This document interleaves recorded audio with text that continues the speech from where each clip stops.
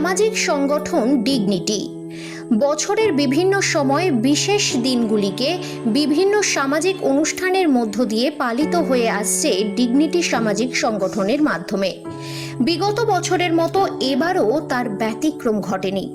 নদিয়ার ধানতলা থানার কালীতলায় আম্বেদকর বাস স্টপে সারাদিন ধরে বিভিন্ন সামাজিক ও প্রতিযোগিতামূলক অনুষ্ঠানের মধ্য দিয়ে ডক্টর বি.আর. আম্বেদকরের জন্মজয়ন্তী উদযাপন করা হয়। Doctor B.R.. আম্বেদকরের জীবন ও কর্ম নিয়ে আলোচনা করেন সুকৃতি রঞ্জন বিশ্বাস। তার বক্তব্য শেষে উপস্থিত দর্শকদের নানা প্রশ্নের উত্তর খুব সুন্দরভাবে তুলে ধরেন আলোচক।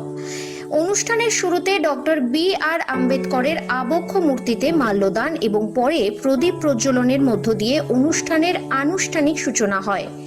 এরপর আদিবাসী নৃত্য এবং স্থানীয় শিল্পীদের সঙ্গীত পরিবেশন উপস্থিত দর্শক শ্রোতাদের মুগ্ধতা এনে দেয়।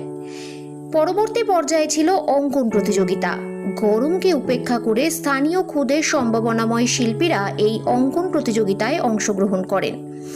একই সঙ্গে অভিভাবক অভিভাবিকাদের সহযোগিতা ছিল প্রশংসনীয়।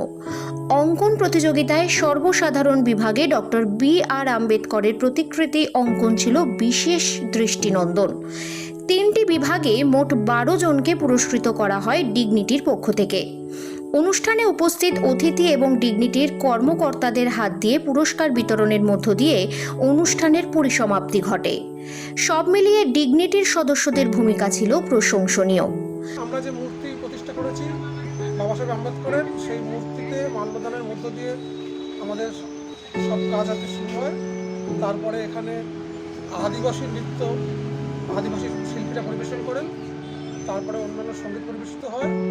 তারপরে যেটা হয় সেটা হচ্ছে আম্বেদকরের জীবন এবং কর্ম নিয়ে আলোচনা।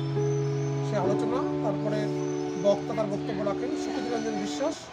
তারপরে প্রশ্নোত্তর পর্ব একটা চলে।